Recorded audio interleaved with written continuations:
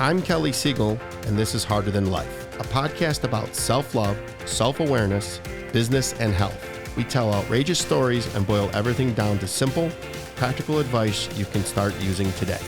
Let's get living. If I've said it once, I've said it 1,000 times. There are no coincidences in this lifetime. People come into your life for a lifetime, a reason, or a season.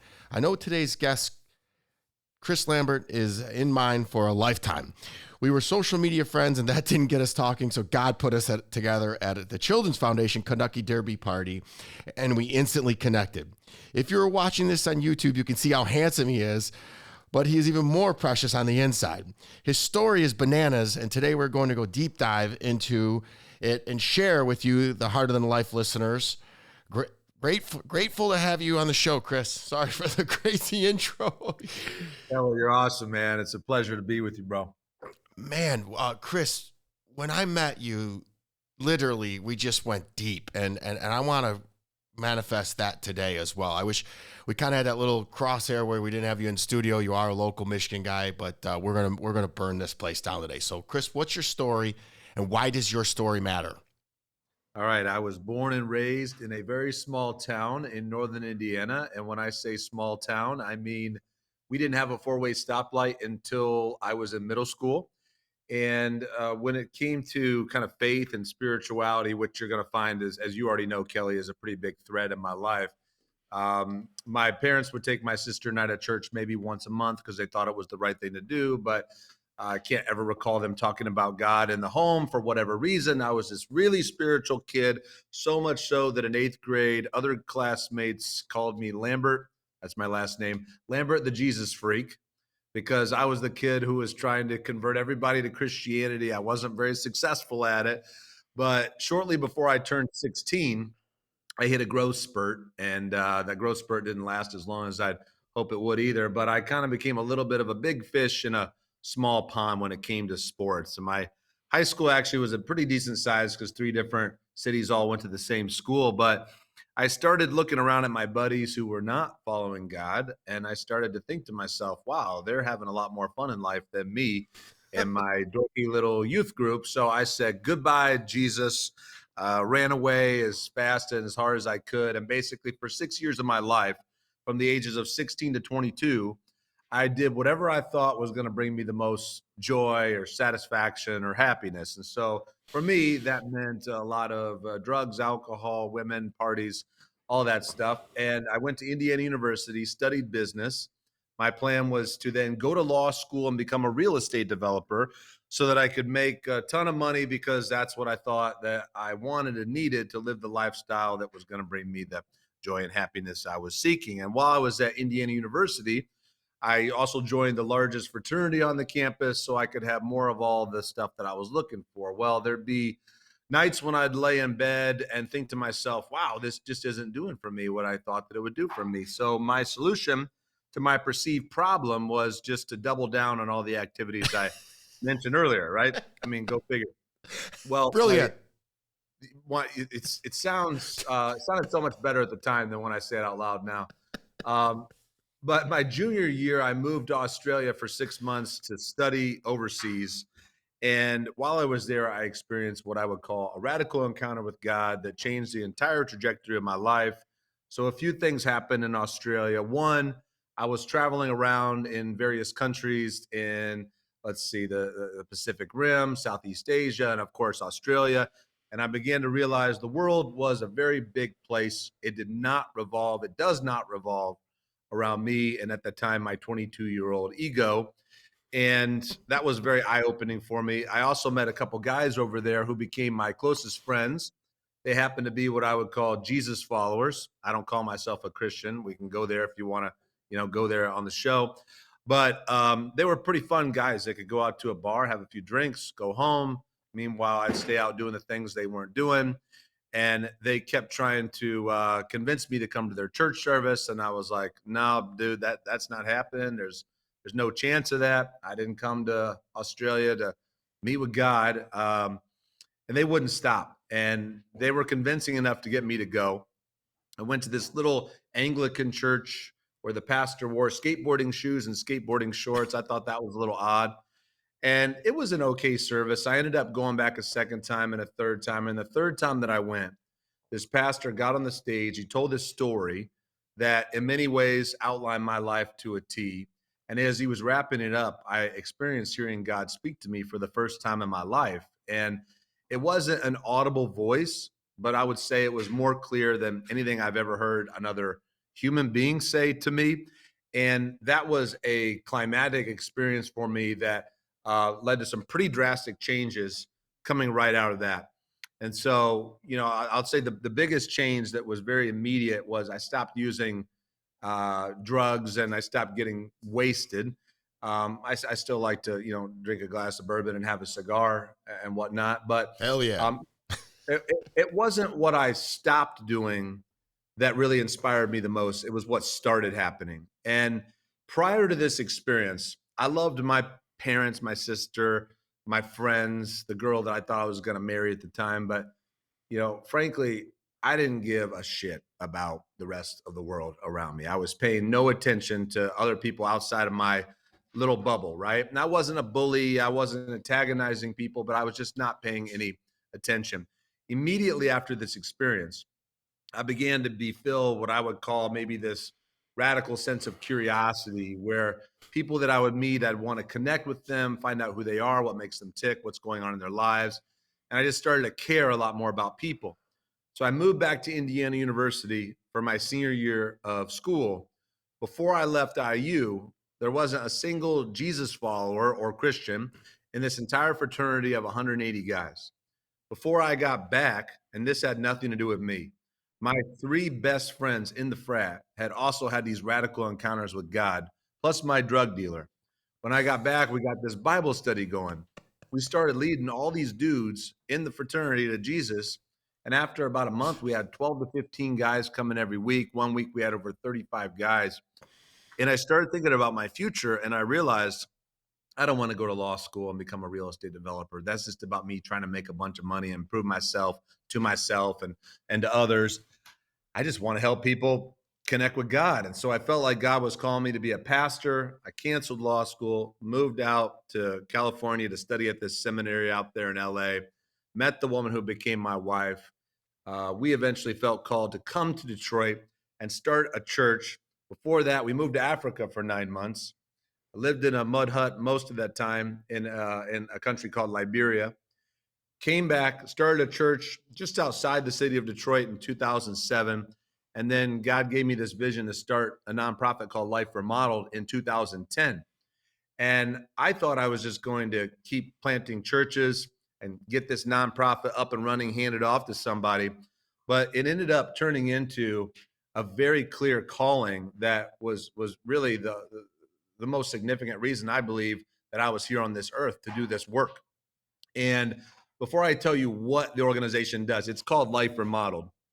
I like to say why we exist. Why Life Remodeled exists is because we're absolutely convinced Detroiters have all the talent they need, but many don't have access to all the opportunities they deserve. And so what Life Remodeled does is we repurpose large vacant school buildings in Detroit, and we turn them into one-stop hubs of opportunity for entire families to thrive, where we fill these buildings with the best and brightest nonprofits who are moving the needle in three areas: youth programs, jobs, and health and human services. And then we help these organizations collaborate to make far greater impact alone. So there's a little thumbnail sketch of my story, but obviously there's a little more. Okay, microphone drop. There's so many nuggets in there. Wait, what? The first question I have is, you converted your drug dealer? He had this experience before I even came back. That was what was so crazy about this story. And by the way, he was an atheist before I left. And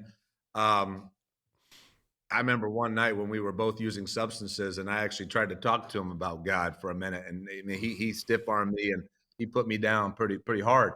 But anyway, this all happened while I was gone. It was just this crazy set of circumstances. Like you said, God bringing people together for purposes, for reasons that we don't even know until they manifest. What was the?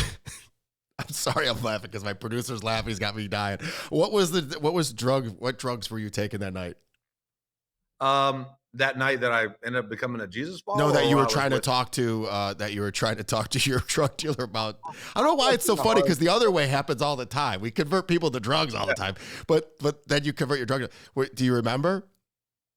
Yeah, well, I was just using weed that particular Oh, night. okay. Yeah, I Okay. So don't use anything that, really hardcore. I mean, opium every now and then, and well, I that's did. when you get deep, because you're one with your mind. It slows everything down. So before I start asking the rapid fire all those questions of the deepness that you just went on that opening 10-minute monologue, which was fantastic. Thank you. I suggest everybody head over and follow Chris on all the socials, because of what he mentioned of doing the Life Remodeled, and then his recent book launch of Next Level Nonprofit, which is a perfect segue. I want to ask you what the book is all about and why did you write it. But I got a couple of quick questions from the opening that I'm going to digress from. What fraternity were you in? I was in Sammy, Sigma Alpha Mu. What were you in? This fraternity is the only Greek fraternity that didn't have Greek letters. It's called Acacia. It's not very large nationally. At IU at the time, it was the largest fraternity. 2 years after I left, it got kicked off for cocaine and guns and whatever else went along with that. And then it doesn't exist to this day. They're at IU. So This is why um, we get along fine, because I did the same thing at Western Michigan University. And I tell you, when you told me that you had that spiritual awakening, we're going to deep dive into that next. I believe you. I mean, I was hitting you right in the face, and not for 1 second did I go, "Oh, this guy's weird." I could feel it emanating off of you. So that's why I asked you to be on the podcast, and I'm super excited to deep dive into that. But before we get into the book, I want to understand. You use the term Jesus follower. Sorry, I keep looking at my notes here. And you said, I'm not a Christian. Well, tell the listeners about what's that all about? so we could do a whole show just on this, but I won't do that. I'll just try to get right to it. I think when people use the word Christian in the United States of America, it can mean a lot of different things. And in a lot of circles, it means that you're of a certain political mindset, or you have certain constrictive beliefs about this moral choice or that moral choice. And for me, I'm not looking to associate with one political ideology or the other. I am a Jesus follower, and my whole life is committed to not only believing in his life, death, burial, and resurrection, but the ways that he lived his life. And I think that he spent the majority of his um, public ministry, I guess you would call it, with people who were the most marginalized and oppressed. And I believe that was such a big part of who he is and his message. And that's a lot of what he's calling his followers to do. And in my experience, in a lot of church settings, there's two extremes: either people who only talk about Jesus and they don't really do much of anything in society to make society a better place, or to help people who are struggling and living in poverty, or people who do a lot of good in society but don't really talk a lot about Jesus. And so, I believe Jesus led with very dramatic action, and he also had some pretty powerful words to say as well. So I just really am about focusing that conversation on Jesus rather than a certain brand of Christianity. I, I'm going to take it a step further. I don't believe that you're focused on Jesus. You're just doing the right thing. And Jesus did the right thing. And you find it so curious. I find you so curious because I'm not a Jesus follower. I'm Jewish, but I believe you, and I respect your views, and I love your views. And I like I said to you, I want to go back to what you guys are doing at these searches, and I want to double down on my commitment. I don't think you were thought I was serious, but as what sponsors the Harder Than Life podcast is my national technology management IT company, and we want to be a part of donating any technology that we can to help you with these centers. So certain things we can donate 100%, certain things we can discount, but you have my commitment on the air on episode 42 of the Harder Than Life show that Harder Than Life, Kelly Siegel, and the whole entire National Technology Management family has your back. So the next center that you guys do, invite us in. We'll light up the Wi-Fi, cameras if needed, access control to keep people safe, and get the infrastructure for technology to exist as low as we possibly can for our giving to your Jesus followers and This is how the world's Well, supposed to be. We're well, all one let me say people. thank you, bro. This is very timely. Since you and I last spoke, we actually bought another school building on the east side of Detroit. I do want to clarify Life Remodeled is very intentionally not a religious organization. We have people from all different walks of life, right? No particular religious faith or, you name it under the sun. And I'm all about we're here on this earth to love one another, to work together, no matter what our beliefs are on politics, religion, morality, you name it. And I think we're cut from the same cloth in that regard, man. Absolutely. And I was just making fun. I was really poking and highlighting the fact that people from different backgrounds, ethnicities, walks of faith, religious, we all can get along. We all be happy. The one universal truth I will tell you is go back to what you said of taking your 6-year debauchery. It's never the answer, and I will tell you this, this reigns supreme for my life. The further what you resist persists, and whatever you run from, God will find you. And that's, I believe, you want to say God, you want to see Jesus, you want to see the creator, the higher power, the source.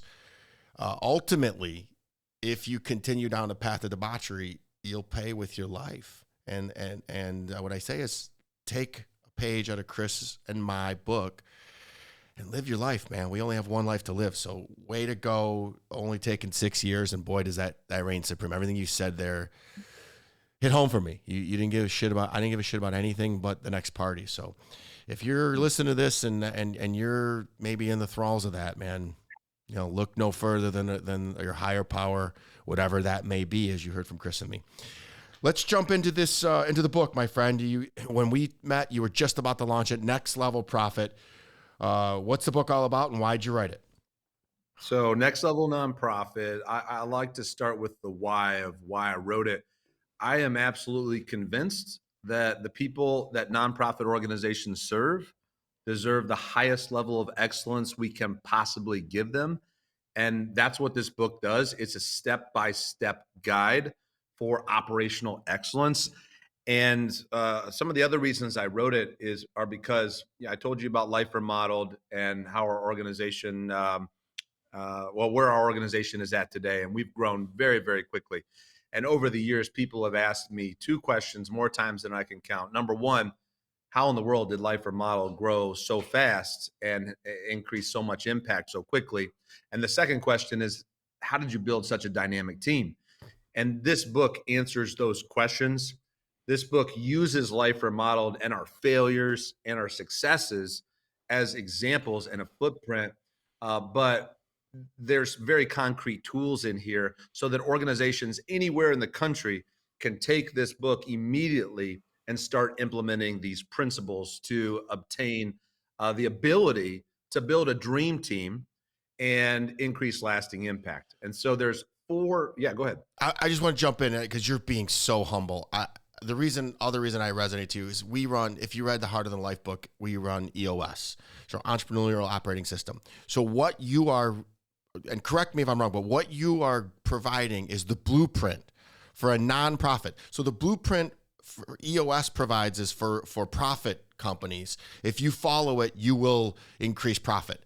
What you're doing is akin to EOS, where you're providing a blueprint for nonprofits to be successful. Is that what this is? I am a huge believer in EOS. Gino Wickman, who is the author of Traction, the founder of EOS, he's a friend of mine, and he loves this book, and he loves Next Good. Level Nonprofit and what it means for the nonprofit field. And so there are a lot of similarities with some of the same business principles that you'll find in EOS. And one of the things I've found in the nonprofit world is there's a bit of stiff arming by a lot of nonprofit leaders when it comes to applying business principles or business books. A lot of nonprofits are led by incredible people with tremendous passion who may not have any experience in the for-profit world. And so there's this stiff arming where sometimes nonprofit leaders say, oh, businesses are just about exploitation and making money, and that's not what we're about, right? But when you think of the word organization, within the word organization is the word organized. And so I believe that the word nonprofit should never be an excuse for mediocrity. And in many ways, I'm not calling nonprofits to be like businesses. I'm calling them to be even better. One of the things that nonprofits have that many businesses have not yet discovered is nonprofits have discovered our why, our purpose, that's bigger than financial resources or fundraising. But many businesses are discovering that now as well, which is a very powerful thing to do. But nonprofits need to run just as well as great businesses, if not better. You're lovely. I couldn't agree more. I having owned my business for over 20 years. It starts with the top down, and I've never run a nonprofit, but we donate a lot to nonprofits and we work with a lot of nonprofits. I think that's you're shining light on a little known fact that nonprofits operate a lot like a business, and I think that just because they say they're a nonprofit, that they think that they should be different, and they're not. It's one of those finally hidden ideas that you're shedding light on, and I think it's going to grow rapidly when there's thought leaders in the nonprofit space like you and like our friend at the Children's Foundation, who was on this show, by the way, and shameless plug, will you? Gino said I had to get 50 episodes on before we'd come on, so you're 42, so 8 more episodes. You have to give him a plug for me. But I love what you're doing, and we're going to help, and I want to learn more. And I'm sorry, usually I have the book read before you come on, but this was supposed to be a meeting, and it turned out to be a podcast, and I love it. So everything happens the way it's supposed to, because we're going to dive right in and help. I want to go back and talk about the spiritual awakening that happened your junior year in college and what you did with it, because that has happened. I don't never said this on the air. That I had that several times and I ignored it several times. And mine were near death experiences where I knew that something was talking to me saying, Siegel, you got to make a change. I just did a post this morning where I was at a Kenny Chesney concert. I had rented a suite, and somebody took a picture of me from behind, and I was leaning over. And I remember this like it was yesterday. It was 10 years ago, Chris. And I was contemplating life and saying that I believe God was talking to me right then and there, saying, you are on the wrong path, Mr. Siegel, and you have got to change your ways. And I went on for 5 more years going down the wrong path. And it was one of those eye-opening moments. I've been shot at. I've been run over by cars. I've almost gotten killed by a car. And these were times where the naughty water was present. And this was God saying to me, hey, Siegel, I'm not going to kill you because you got to do some amazing things here. Get your head out of your bottom. And so I want to really deep dive in that, because somebody's listening to this right now saying, there's more for me in this world. And so talk about that, Chris, because I mean, when you told me, I was just, you saw we were smoking cigars. We're at the charity event, the Children's Foundation charity event, which we're avid supporters of them as well. We do all the technology for them. And if you get a chance to go to one of their parties and support them, please do so. So tell us more about that. It's fascinating to me. Well, back to your comment about these experiences where you now look back and God was speaking to you, but maybe you weren't as aware of it at the time. I actually believe that God is speaking to us and really all of us frequently, maybe even every day. And one of the things I compare it to is, no matter where any of our listeners are right now, radio waves are going through the room that you're present in, or wherever you're standing, playing songs that you have no idea about. Everything on the internet is literally passing through your body at this moment. And all of these signals are happening that we can't tune into unless we have the right device, right? The right radio frequency, the right Wi-Fi connection, the right, device on our phone, whatever. And I believe it's very similar with God, that he is often speaking to us through life experiences, through other people, through nature, and certainly I would believe through this, love letter that he wrote us that I would call the Bible. And we just often aren't paying attention or tuned into it or willing to listen to what he's saying. And so for me, that radical change happened not just when I listened, but when I took action. So, what I didn't talk about is what I heard God say to me. And for some of our listeners, and maybe even, Siegel, for you, this is going to sound really weird. I think I might have told you when we were smoking that cigar, but what I heard him say to me was that I was like lukewarm water. I wasn't hot or cold, and he was about to spit me out of his mouth. Now, some of our listeners are going to recall that comes from the last book of this love letter that I talked about, in the book of Revelation, right? The last book in the New Testament in the Bible. And that was a specific cultural analogy of something God said 2,000 years ago. That wasn't something that I read in the Bible that particular day or that the pastor said. I know that I read that at some point when I was a kid. What that did for me is it spiritually sobered me for a few seconds where I wasn't on any drugs or alcohol this particular moment, but I would say if there was ever a time in my life I was spiritually sober, it was for this little window of time. And I began to see this highlight reel, or really actually probably a low light reel of my life over the last 6 years of my life. These instances just popped up where I realized that God basically let me do everything that I wanted to do. He didn't get in my way.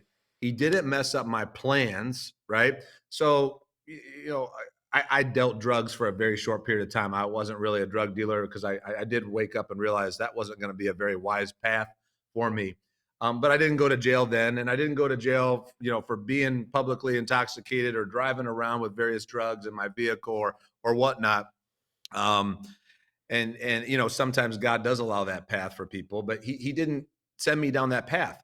And it just became so clear as I was viewing this highlight reel in my mind or in my soul that at no point during those last 6 years had I ever been as happy or as satisfied as I was when I was Lambert the Jesus freak. And it was such a clear, epiphany of, dude, this was the whole point of this journey, right?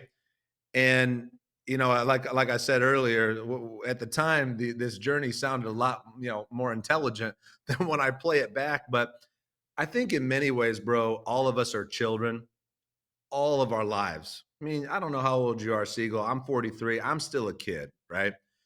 And I like that because I have a father, and it's for me. That's why I'm not really about religion. I'm about a relationship. I have a father in heaven, our Creator, who I talk with, who He talks to me. He's leading me. He's guiding me. I mess up all the time, bro.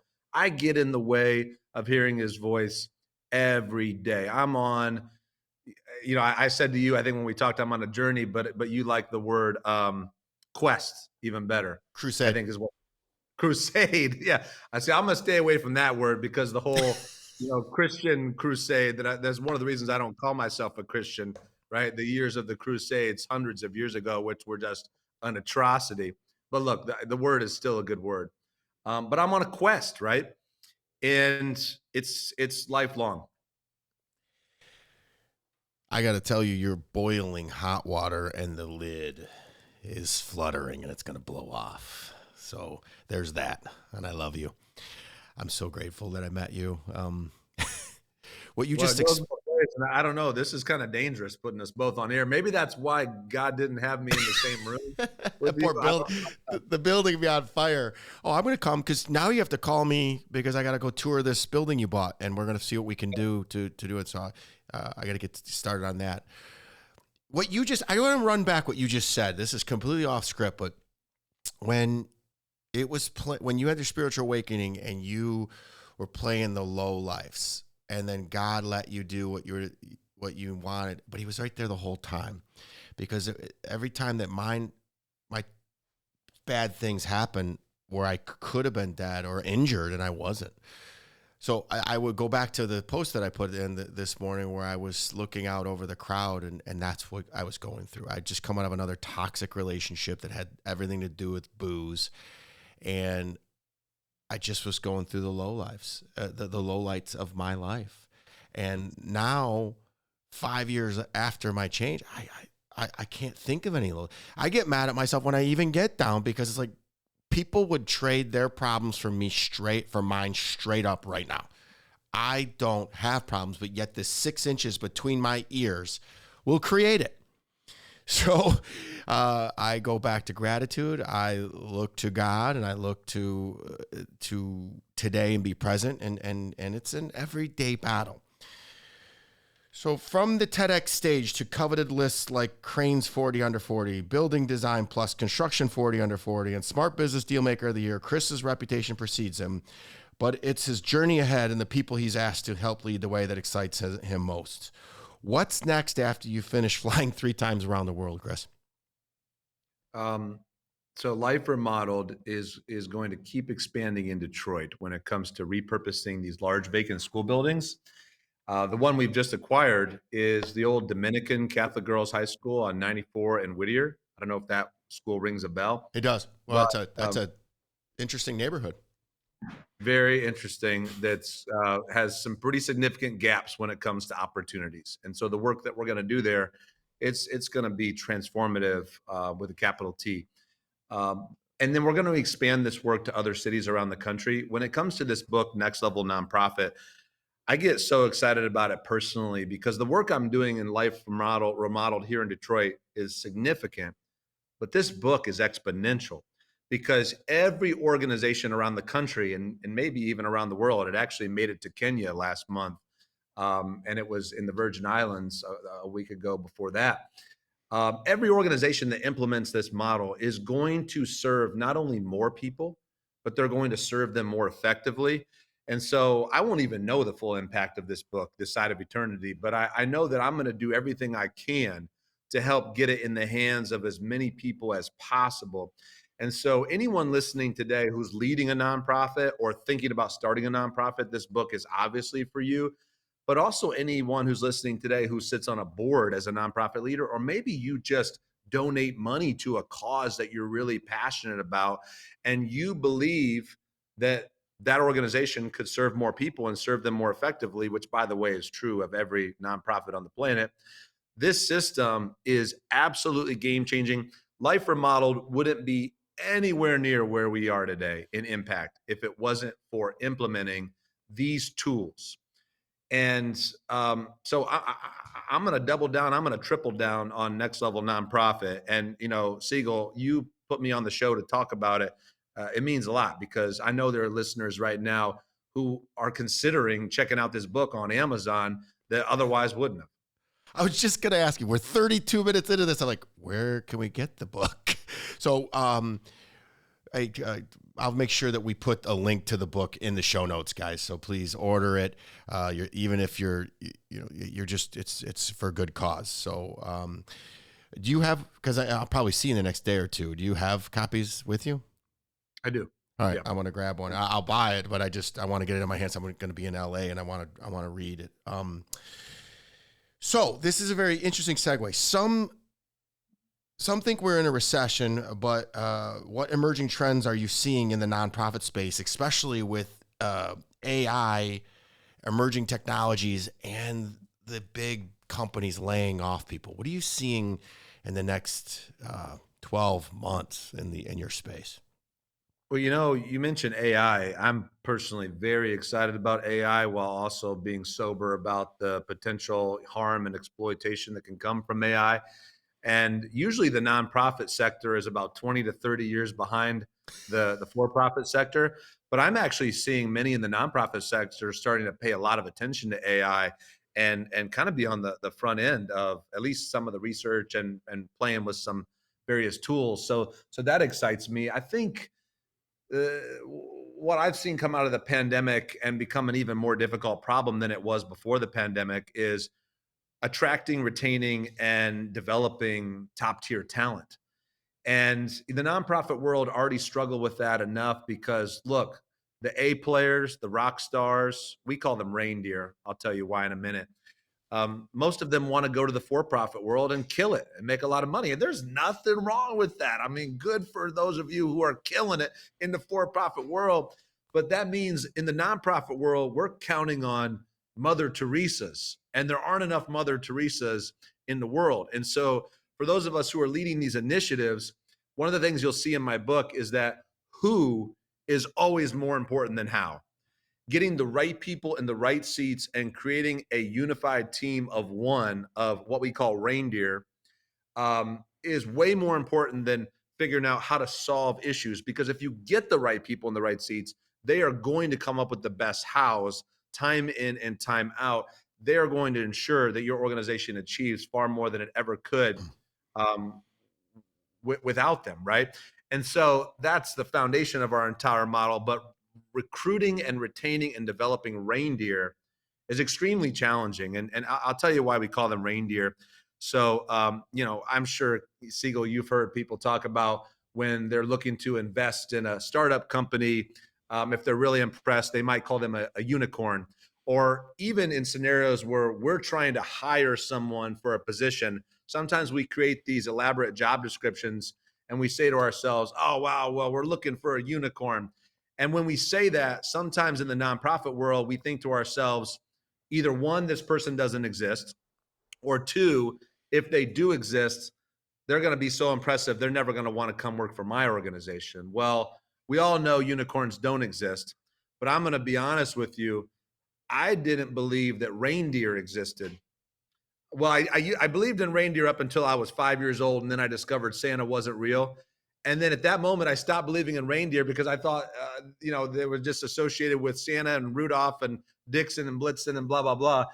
Until I became a teenager, I discovered that reindeer were actually real creatures, and if you study them, they're almost um, magical. They're absolutely amazing. Well, anyway, unicorns don't exist, but reindeer do. And when I say that we're looking for reindeer for organizations, I mean we're looking for the A players, the top 10% in the field who are willing to accept a job like what you're offering. And attracting them is difficult enough. But once reindeer join an organization, there's no guarantee they're going to stay because every other nonprofit wants your reindeer. And one of the things that I found is that reindeer don't want to work on teams that are filled with non-reindeer. So rock stars don't want to work with B players. A players don't want to work with B players and C players. And in the nonprofit world, I'm going to tell you from experience, we put up with people challenges far more than the for-profit world does. And now we're in an environment post-pandemic where we're so concerned about how difficult it is to recruit top-level talent. We put up with people issues even more than we did before. And by keeping the wrong people in the wrong seats, we are not only harming those people that we keep around, they leak toxicity to the rest of the entire organization. Now, here's where it gets really messy is the people that we serve, therefore, are not getting the highest level of excellence we can give them. So everybody suffers, man. So this concept of right people, right seats, it's at the heart of our whole model, but there's more to the model than that. But that's the foundation. You're a unicorn. Yeah, Reindeer. I'm a reindeer, this bro. this went deep. I believe in the magic and everything you're saying. I mean, there are no coincidences. We run EOS at National Technology Management, and right seat, right butt, culture, next man up, next person up. I always say impossible only describes the degree of difficulty, and we put in one of our core values is family, and we were told that family only goes so far, but it's just so important to me. So our culture is strong, and I am loving this conversation, and I'm loving you, and I want to learn. I want the listeners to know more about you. So we're gonna kind of switch. First of all, everybody go out and get the book, Next Level Nonprofit. Follow Chris on his socials; they'll be in the show notes. Do whatever you can to get involved because I'll tell you what, your purpose will fuel you a lot further than money. I can tell you that right now. Since I've made my change, my purpose is huge, and I've made a lot of money over the years, and I've never been as satisfied as I am now. So I'm going to flip to you personally, Chris. So I'm going to put you on the hot seat. What's your biggest fear? One of the ways I've described it is being successful at that which I'm not called to. And so I'm very, very intentional about how I use my time. And I also realize that because of my finite limitations, I can easily get off track. And I, I love that core value you had earlier about impossible only defines the degree of difficulty. I don't think I've ever heard it said that way. I really like that. we have a core value called always find a way. Well, that can be a double-edged sword, right? And for years of my life, I kicked down doors for the adrenaline's sake of it, because I liked a challenge and I liked that I could find a way and conquer it. These days, I'm a little wiser now. I'm more important about fighting the battles that I'm actually meant to fight and staying out of the ones that I'm not meant to get in, right? And taking the hills I'm meant to take rather than just doing it for adrenaline's sake. And so that's a fear that drives me to be wiser. How do you know the difference between the two? Which ones do you know that you need to take? Because yeah, but dude, you're my little brother, and you're my Jesus brother. So we're gonna be forever friends, like I said in the opening. But how do you know the difference? Let's go. I mean, there's a number of ways that I discern the difference, and each Discern. listener Love that word. has a different, lens and framework that they use. I'm going to go back to the spiritual piece where I so believe in this reality of God speaking to us. I mean, just real quick, the person of Jesus, he said, "I only do what I see my Father doing." And that is a phrase that I try to live by. And so communicating with God, praying every morning, I start my day with prayer before I pick up my phone and look at a text or an email. But I'm addicted to this thing, man. I want to look at my texts and my emails and have something to do. And so I got to tell you, bro, it is really hard for me to pray. I'm super ADHD. I am a workaholic. I struggle to define myself by who I am. I often define myself by what I do. So I have to put in some rhythms in my life to keep me accountable to even believing that prayer matters. And so much of the time, we got to act our way into feeling instead of feel our way into acting. And there's this discipline level, but once I get past okay, I need to do this, 9 times out of 10, I actually get into the rhythm of like, whoa, all right, we're talking now. There's something going on between God and me.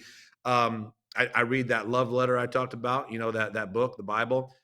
People, relationships, surrounding yourself with people who you have asked to keep you accountable. And so we create this culture here. By the way, I just love that your culture and your company. Brene Brown, in her experience, only 10% of organizations she works with are operationalizing their core values. Culture eats strategy for breakfast.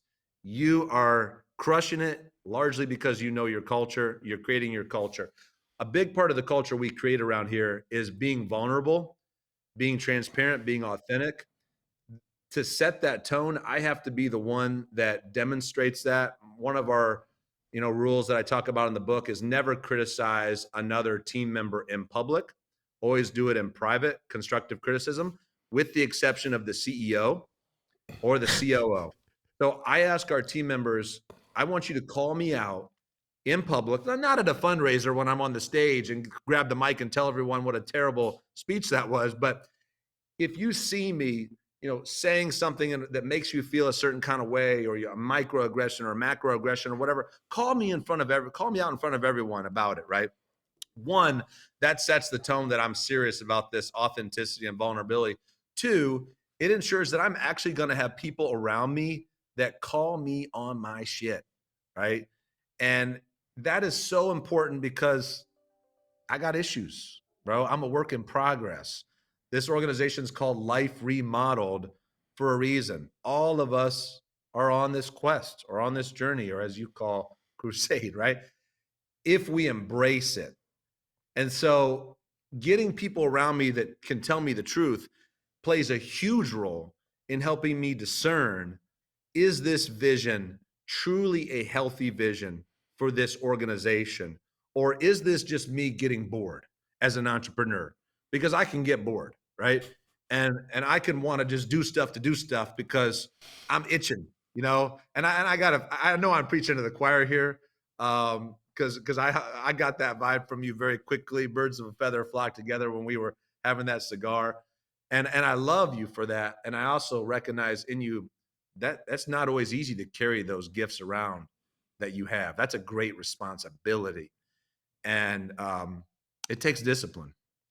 I receive all that. Thank you. I got to shout you out for that. Your beautiful hair. That's what I love your hair. So if we're gonna call somebody out about something, let's call you out about your hair. But you just talked to my jam right there. Brene Brown is.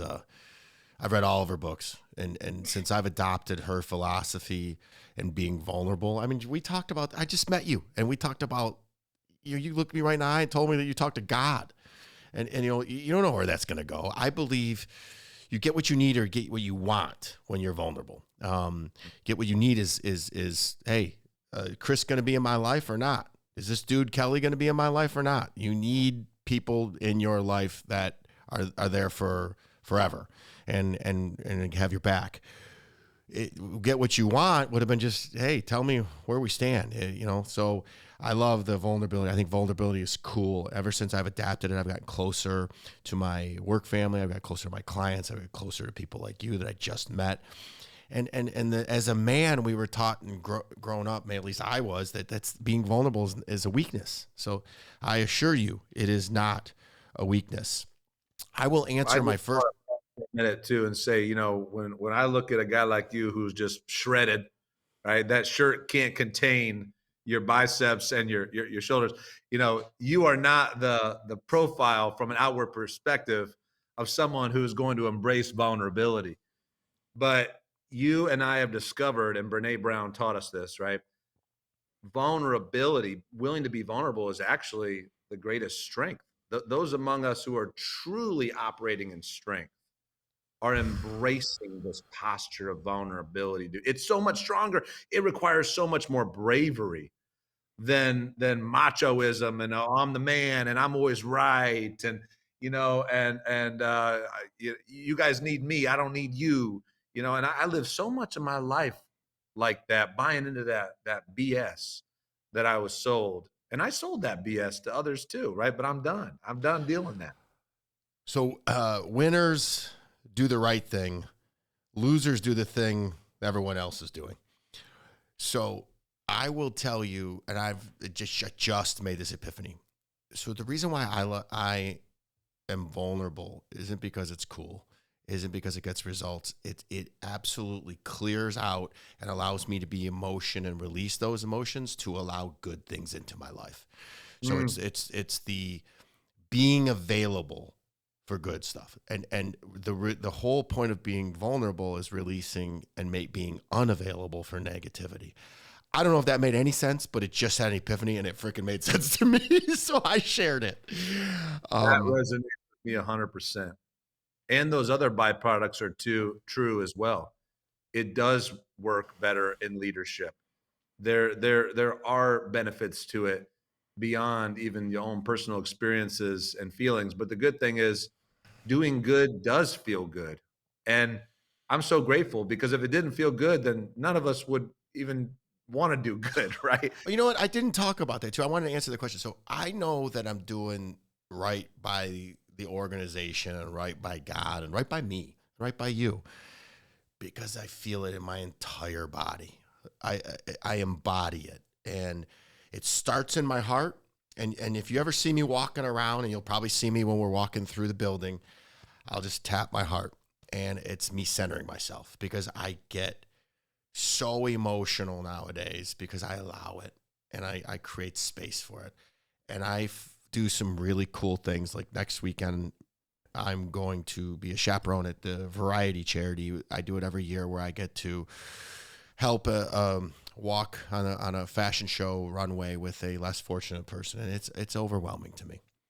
And I sit there and I tap my heart. And when we're doing good, you feel good, and you can do better. And so to answer that question, I just feel it all the way through my entire body, starting in my heart. If you were offered a mulligan in life, what would you do over? Oh boy. There's a I don't whole want this lot. interview to end. You were so deep. I cannot wait to collaborate more with you and do more for everybody. So much of my early career was spent around working on myself, focus, building the organizations I led very much based on my abilities and my skills. And I burnt through a lot of people. I was Mm. very high challenge and very low affirmation. I was really good at being like a drill sergeant on pushing the next thing, the next thing, the next thing. And so everything that I led, we would go really far, really fast, but I burned out a whole lot of people in the process because I spent very little time affirming people, being vulnerable people, nurturing, and therefore I didn't build great teams. And Including so yourself. You burned out yourself, right? It was you got that exhausting. It's much right. easier doing it this way, isn't it? You expend much less energy. Well, there's an old African proverb, right? That if you want to go fast, go alone. If you want to go far, go together. And I've come to discover that and live by that. I wish it didn't take me so long to figure out how to build an amazing team by really realizing that there are so many people that are so much better than me at so many elements of what it means to create a great organization. I actually need them. They are incredibly valuable for who they are and what they do, not just what they do, right? And so now I spend a lot more time developing amazing teams, and it's no mystery that we're accomplishing so much more than we ever did, and we're having a lot more fun doing it. It feels great It's to much be more on a kick-ass team much more that meaningful. truly loves one another, man, and that we're operating in our sweet spots and we're killing it. We set very ambitious goals that we could have never achieved when we only limited ourselves to my limited abilities, right? And man, I wish I could have figured that out a lot younger. So what you're really saying is you wanted to surrender sooner. That's funny. Absolutely. I don't want to, I don't, and in this personal development space, everybody says they don't want to do anything over because it would, but I am the same as you. I wish I could have started this personal development sooner and understood that I don't know what I think I know. I don't. And Yeah, that's, I get it when people say things like, "Oh, I don't have any regrets" and whatever, I got because lots. all the things that we did shaped us to who we are. No, I don't believe that, right? I do have regrets. I don't live in shame, right? Because guilt is hating what you've done, shame is hating who you are, right? Mm. And so I don't live in shame, but I do recognize where I have failed. And so I'm committed, bro. If I can help not only somebody younger than me, but somebody my age or somebody older, if I can be of assistance to them, I'm in. I'm here to help. I'm here to teach you through my failures and my successes. And I got a whole lot I can learn from you, Siegel, and I got a whole lot I can learn from others. So man, I embrace the 360-degree nature of learning and growing. I'm so grateful that I get to do what I do and I get to do what I do. And I'm learning the audience. This is an instant classic. The one-liners that both of us are throwing out. I'm thank you. I'm just floored. You're bananas. If you could create one universal law that everyone had to follow, what would it be and why? Oh man. We're getting Love deep every on you now, love everybody. including yourself. And I say that and then I don't believe that even, right? Because you can't force anybody to love anybody. So I guess I wouldn't want there to truly be that kind of universal requirement because then it wouldn't even be love. I guess I would frame that as a universal invitation that I would love to see it become more embraced, more prevalent. Bro, all of us want to love and be loved, but we are full of so many insecurities that create these roadblocks in our lives where we start labeling people and deciding who we're going to associate with, not associate with. But I just wish there was more of a universal invitation every day to love and to be loved. I love you, and there's that. In my bathroom, every morning when I'm showering, I have a glass shower, and I look up, and I have on the wall, it's a Ram Dass quote that says, "Love everybody and tell the truth." So I love it. So basically, that's combines our two universal laws. Mine is everybody should tell the truth. Yours is love everybody. Combine them together. This is why we're going to do some great things together. When you are down, what can you think of that makes you smile? Why my kids, my wife, and um, just being with them, man, the small things, right? And we'd have a lot of fun adventures together, but just being in the same room brings me so much joy, gets me out of a funk, reminds me who I am, and who I want to be. And as we're interviewing you, you're at your office, and your youngest son is to your left. What is he doing right now? So he's playing with our puppy, who is now our office dog that I bring in here. He's 11 years old, and I love that he's here in this room and that I can be myself and even use a few choice words around him that I explain to him later. You know, when that's appropriate, when that's not appropriate, right? And I want to model for my boys the lessons that I've learned, and also that includes when I screw up and when I mess up, modeling for them, apologizing. But I'm so proud of this young man here for who he is right now and who he's becoming, and he's going to be going to school in a couple weeks. But every moment I can get to spend with them, I'm gonna take it, man.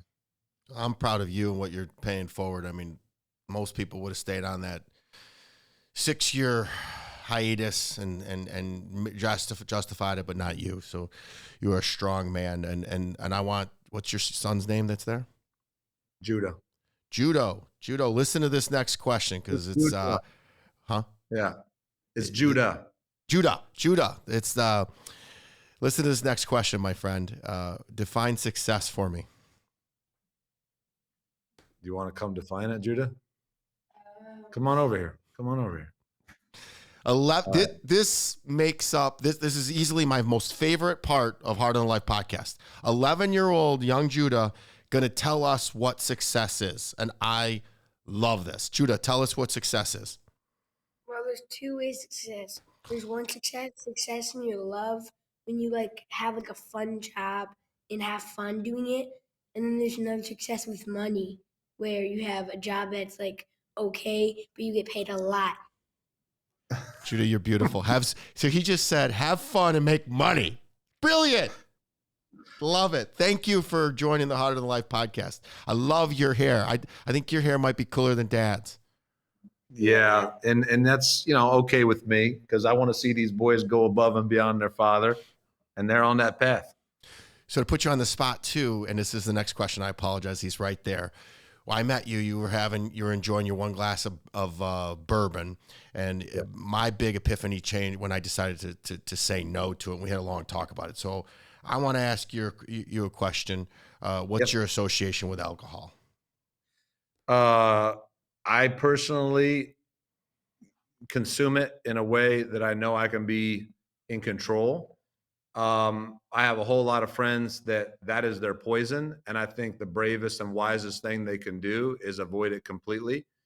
And so I think that you got to know yourself. You got to know what um, what can get you, right? And so I'm proud of you, man, for making the choice that you made. And if I ever get to a place in my life where that becomes a life controlling factor, it's done. Yeah, I like to ask everybody that, but to just reiterate that when we were there, we talked for had to be an hour, and we ran into each several times at this party, so we were there about 3 hours. I think you had one, maybe two. So I tell everybody 2 or less. And it's funny because I don't believe I was an alcoholic. I don't really. It's irrelevant. I just choose not to have any, and I could have one.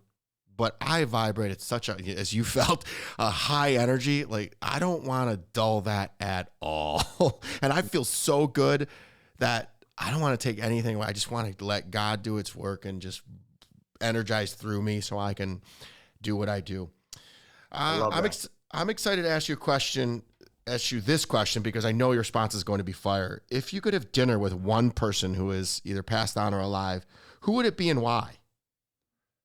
Well, obviously, I'd say Jesus, right? But I've said that a number of times. So, right now, being that you brought his name up earlier and I brought his name up earlier, yes, he's a friend, Gino Wickman, but I'd like to get to know him a whole lot more. He is one of my heroes. He has paved the way for me in so many ways, with the creation of Life Remodeled, and even to lead me down this path to create next level nonprofit. But he's doing a new venture now where he's helping entrepreneurs discover if they truly are entrepreneurs, and if they are, what steps they need to take next. So I look up to this guy, and I want to keep following in his footsteps in a lot of ways. It's called the 10 Disciplines, and I'm joining it. And he and I are going to have some choice words because, there's two things in me. Option A is you do what I want you to do. Option B is I make you. So I asked him to be on the podcast, and he's the one that said, you got to have 50 episodes. So I'm coming up on 50, and then I'm coming for him. And I'm going to join this group. And I told his partner, Rob Dubay, and I said, be careful what you wish for. I go, Rob, you know me well. I'm coming there to disrupt and hold you guys. I love Rob. I go, you sure you guys want me there? Because I'm a disruptor. So I'm joining a new group is starting in September. So if you want to join, it's affordable, and I would love to do everything I can with you. So well, actually, some of those sessions are going to take place right here in this building, in the Durfee Innovation Society, this old school building we've repurposed. So they're going to hold a number of them here. Rob is also someone who's become very involved in Life Remodeled, our mission. So shout out to Rob Dubay and who you are and what you're doing, brother. I was just on his podcast, and he was just, talk about everything we just talked about. I was not available for the love and the kindness that Rob was trying to show me 10 years ago. We tried to do business together, and I was, like you said, a bull in a china shop, and just not available. I think thought my ego walked in before I did, and I just thought I knew everything. And it was fun to be on his podcast, and he's coming on this podcast, and years later. So I got it right. It took me a little longer. I am a little thick-headed, but eventually I get it right after some twists and turns. We're coming up against it. We're doing this for an hour. Is there anything I haven't asked you today that you feel compelled to share? I'd love to just share a little bit more about the book, because we've talked about the foundation is who is greater than how, the right people in the right seats, finding Reindeer, becoming one. But there's really 4 components to this system that I've created. And the first component is team unity. The second component is compelling vision. The third is right strategy. And the fourth is discipline execution. So I like to invite people to think of these as if they're a flywheel on a car. Every time you turn over that flywheel on your car, your vehicle is going to go faster and faster and faster.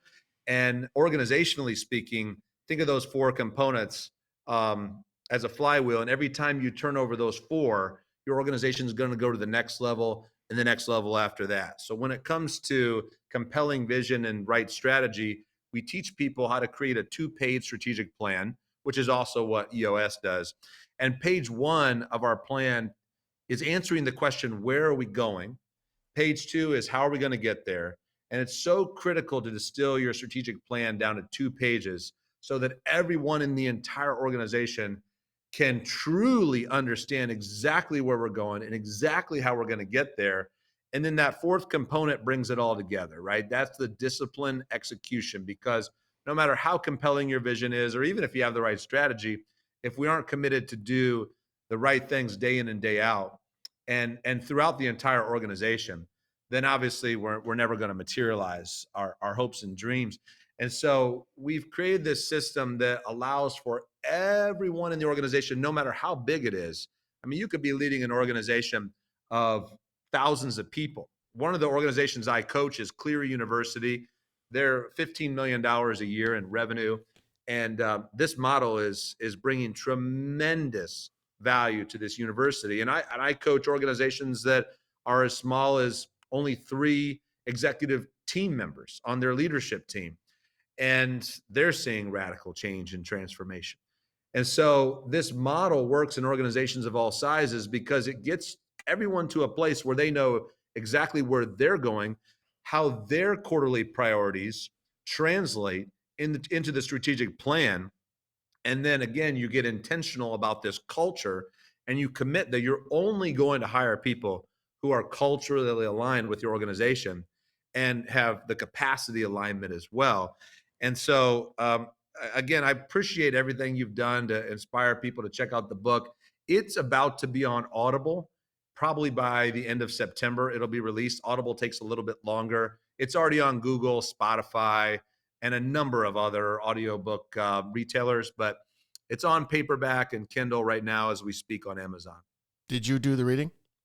I did the reading. Yep. I actually do more reading through audiobook than, having a physical book in front of me. And I always love it when authors read it themselves, because I want to feel what they're feeling, what they were feeling when they wrote that, and, what they really mean when they say it. I did mine for the Harder Than Life, and you can hear my voice crackle at certain times when I get in deep of my childhood wounds. And so it's authenticity. We didn't talk much about that, but it kind of comes with the vulnerability.